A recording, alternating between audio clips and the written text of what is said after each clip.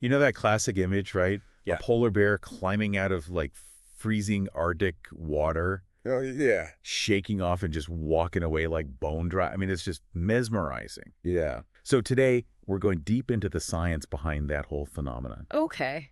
How does polar bear fur actually resist icing?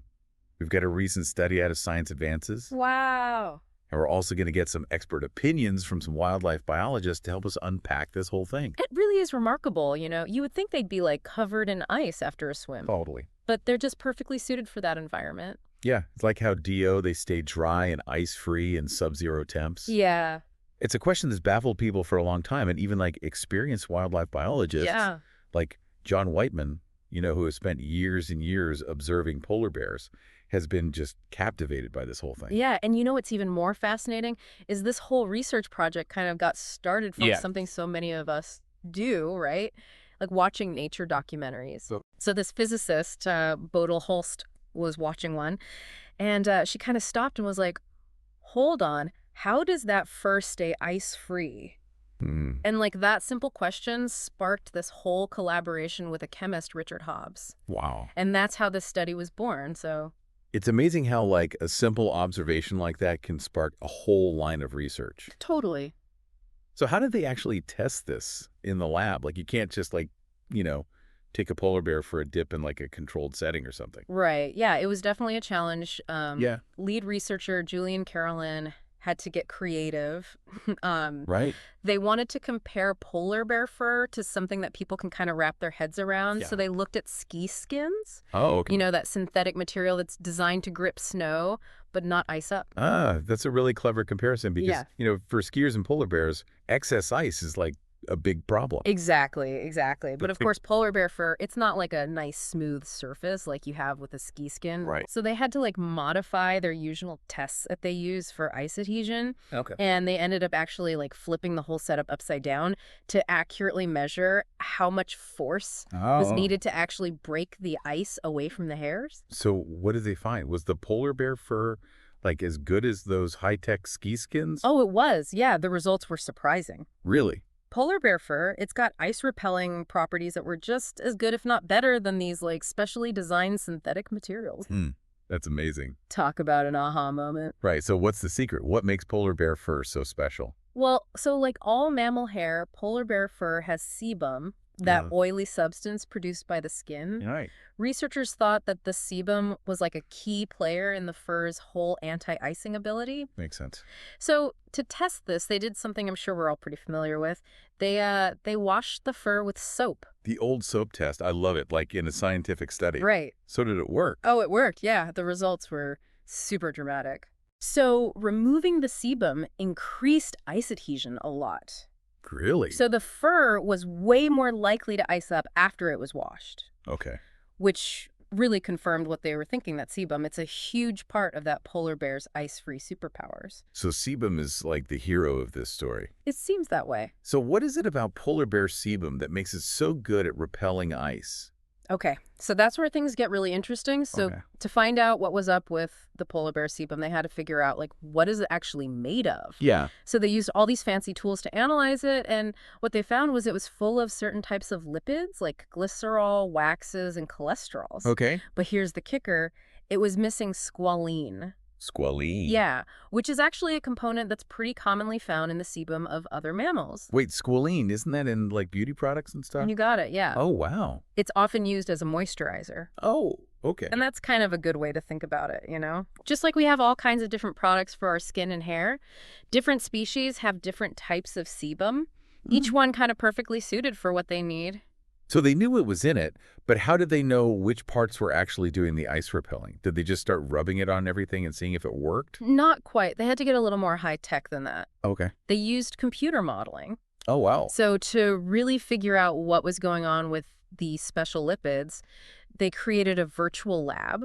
And in this lab, they could actually like watch how each molecule interacted with ice. It's like they built a microscopic world inside of a computer. It's pretty wild, right? Yeah. And I bet that revealed some pretty cool stuff. Oh, yeah, absolutely. Yeah. And I bet that revealed some pretty cool stuff. Oh, yeah, absolutely. So they found that certain components of polar bear sebum were just as good at resisting ice as a group of chemicals we call PFAS. Hold on, PFAS. Those are those forever chemicals, right? Yeah. The ones that everyone's talking about. Because they don't break down and they're like super harmful for the environment. Exactly. I actually remember like recently trying to find a new frying pan. Right. And like being so overwhelmed by all the different PFAS-free labels. Oh, yeah, it's everywhere. It is. Yeah. PFAS are used in all sorts of products because they're so good at repelling water and oil. Yeah.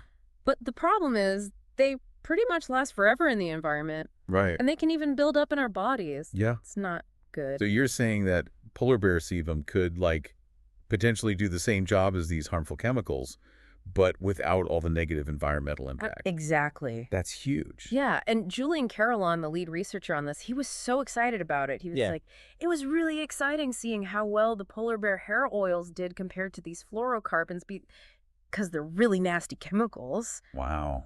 It just shows how nature has already found solutions to so many problems. Totally. So like this could have major implications, right? Absolutely. We could create like eco-friendly anti-icing materials for all kinds of stuff. Yeah, like think about airplane wings. Oh, yeah. Ice building up on those is a huge safety risk. Totally. And a lot of the ways we de-ice them right now, they use some pretty harsh chemicals. Yeah. But a coating that's inspired by polar bear sebum, Right. that could totally change things. Make aviation way safer and way more sustainable. And it's not just planes. Oh, no, not at all. Like we could use it on wind turbines, power lines, cars, roads in cold places. Right.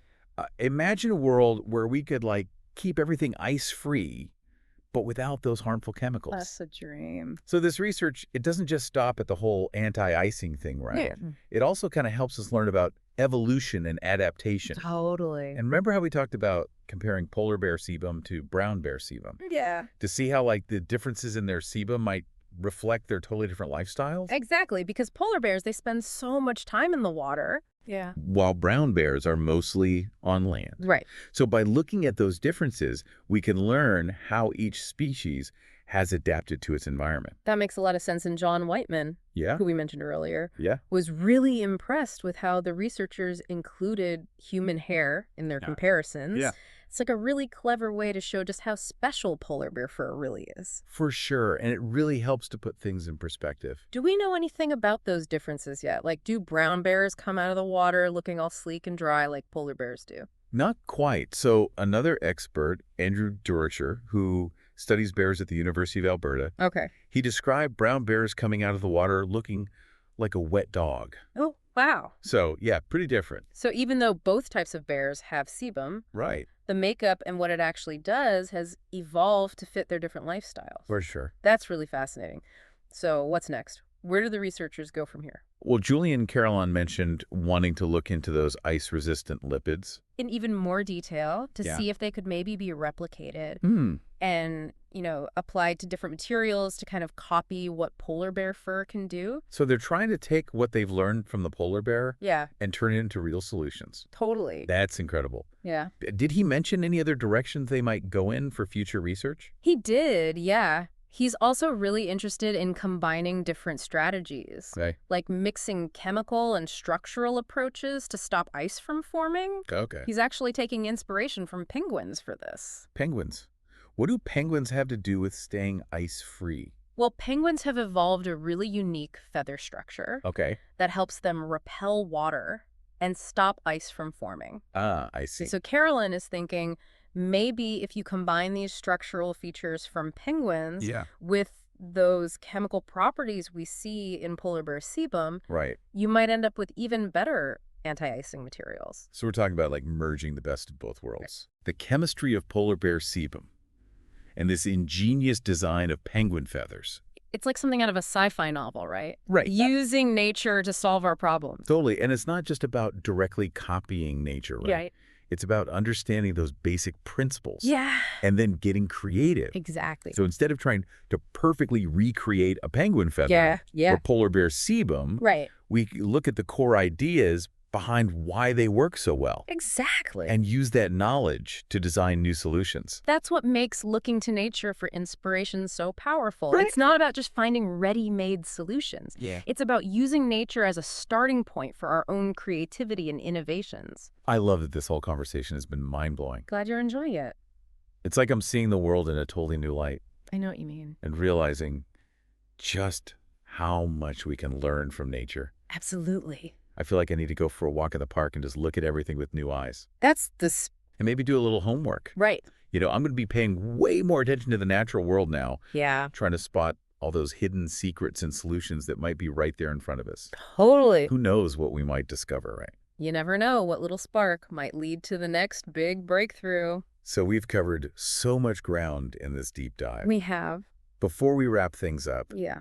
what are some key takeaways that you hope our listeners walking away with? Well, I hope we've at least sparked some curiosity out there. Yeah. We want people to look around at the world with fresh eyes and a sense of wonder. Yeah. Every single plant-animal ecosystem. Yeah. It's a testament to the power of adaptation and innovation. It really is like nature's own research and development lab. Yeah. Constantly experimenting and refining solutions to all kinds of challenges. Exactly. And instead of always trying to come up with our own solutions, Yeah.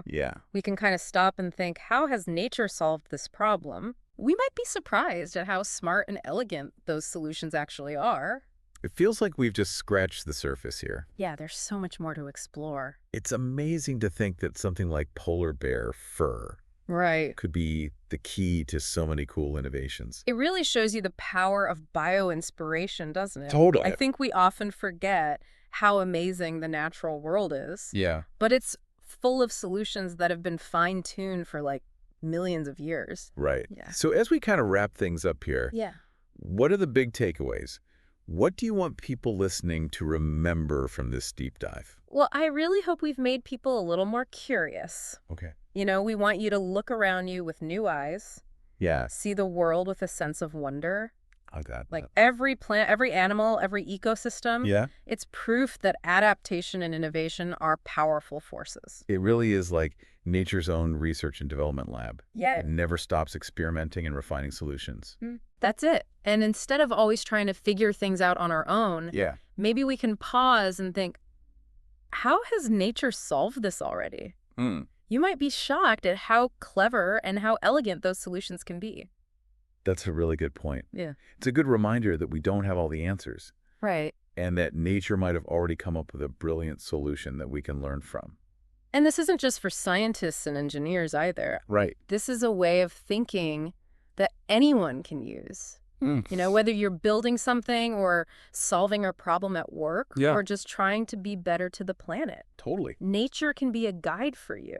That's a great way to look at it. So if you're hitting a wall with something, Yeah. take a step back and Right. ask yourself, how would nature tackle this? You never know. You might find an amazing solution you didn't expect. Right. The possibilities are huge. They really are. I mean, maybe we'll learn how to create self-healing materials from lizards. Yeah. You know how they regrow their tails? That's a good one. Or come up with better ways to filter water based on plant roots. It's all out there. It's really cool to think about all the potential breakthroughs just waiting to be discovered. Absolutely. This whole deep dive into polar bear fur has been fantastic. Glad you liked it. It's a great reminder that nature is full of knowledge and inspiration. For sure. Who knows what we'll find if we just keep our eyes open and stay curious. That's the key. Just keep exploring, asking questions, Yeah, and look to the natural world for answers. I love it.